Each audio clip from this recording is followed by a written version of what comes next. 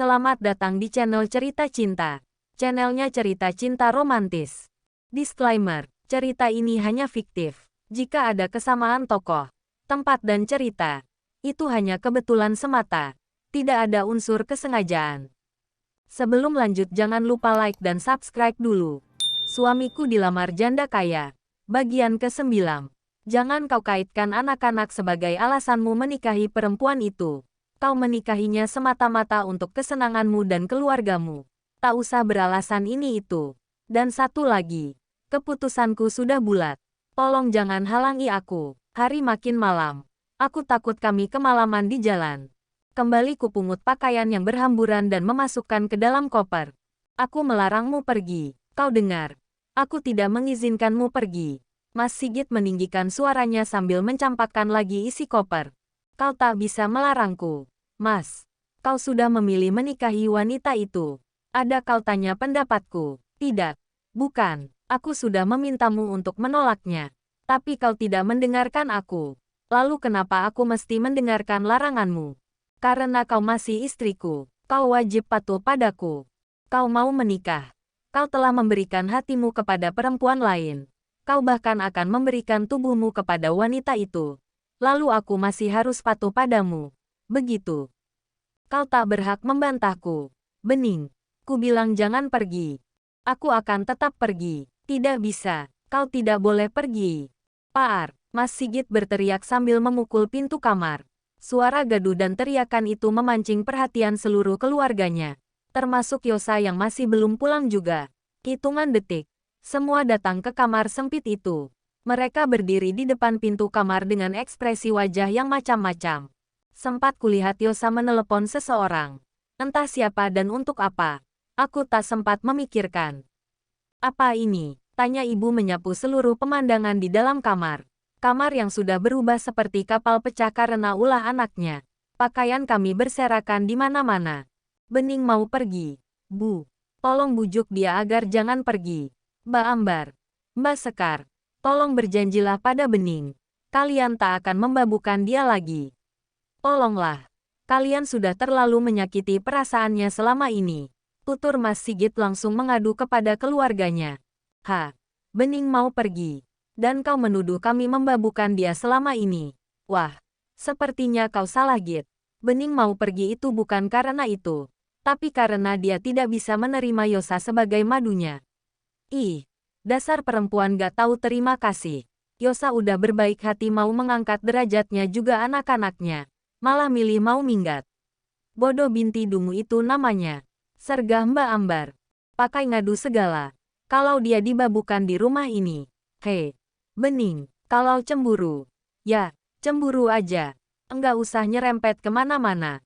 Lagian kau pantas kok jadi babu di rumah ini. Asal kau tahu. Tenagamu itu belum setara dengan makanan yang ditelan olehmu dan anak-anakmu selama ini. Hitung pakai otakmu. Kau dan anak-anakmu itu 4 orang. Makan 3 kali sehari. Dikali 30 hari dalam sebulan. Itu udah berapa duit? Kau pikir gratis? Mbak Sekar menimpali. Sudah, tak perlu bahas lagi semua itu. Seperti yang ibu bilang tadi. Sigit akan tetap menikahi Yosa dengan atau tanpa izin dari Bening. Kalau dia tidak setuju, dia boleh keluar dari rumah ini. Jadi, silahkan kau pergi. Bawa anak-anakmu ini semua. Ibu segera menyela. Wanita sombong itu malah mengusirku. Baik, terima kasih. Ucapku langsung meraup semua pakaian yang berserakan. Memasukkannya kembali ke dalam koper. Tidak, Bening tidak boleh pergi. Kalau dia pergi aku batal menikahi Yosa. Teriak Mas Sigit mengagetkan semuanya. Kecuali aku. Aku sama sekali tak peduli apapun yang terjadi. Aku sedang sibuk karena kesulitan memasukkan pakaian karena tak terlipat lagi. Koper menjadi tak muat. Mas, kamu memilih batal nikahin aku demi Bening. Yosa melangkah masuk. Perempuan itu mendekati calon suaminya. Sempat kulihat mereka saling bertatapan lama. Tapi, aku sudah tak peduli. Nada, sini adek. Nak, biar mama yang gendok. Kamu tarik kopernya. Ya, ayo, kita pergi. Kataku seraya meraih Bima dari gendongan Nada. Sini, aku tersentak kaget. Yosa tiba-tiba merebut Bima dari gendonganku. Kau saja yang pergi. Bening, Anak-anak tak akan ada yang boleh pergi. Mereka anak-anak Mas Sigit. Aku yang akan menjadi ibu mereka. Ungkapnya seraya menyerahkan Bima kepada Mas Sigit. Kau, tidak, kau boleh mengambil laki-laki pengecut itu. Tapi tidak dengan anak-anakku. Teriakku merebut kembali Bima dari tangan Mas Sigit. Tapi Yosa segera memalangkan tubuhnya.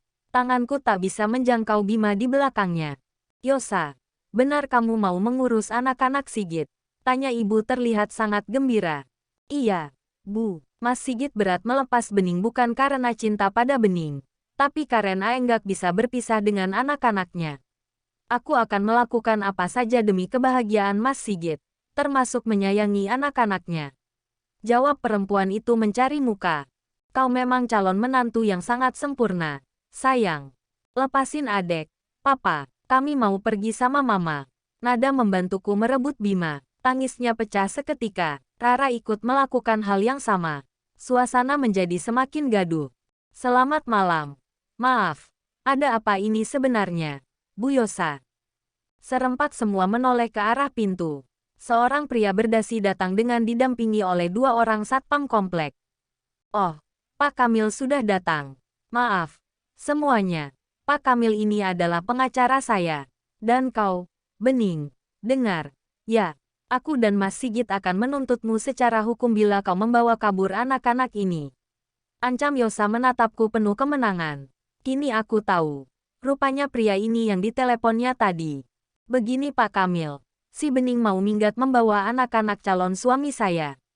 Tolong Bapak jelaskan pada perempuan ini pasal yang akan menjeratnya bila memaksa membawa anak-anak kabur sedangkan dia tak akan sanggup memberinya kehidupan yang layak. Jangankan untuk pendidikan. Untuk makan saja dia tak akan sanggup berikan. Jelaskan pada dia, Pak. Lanjutnya lagi. Aku terperangah bingung. Benarkah aku akan dipenjara bila aku bawa minggat anak-anakku? Saat belajar di bangku SMP dulu, aku tak ada mempelajari tentang itu. Aku juga tak pernah mendengar tentang pasal-pasal dan hukum-hukum.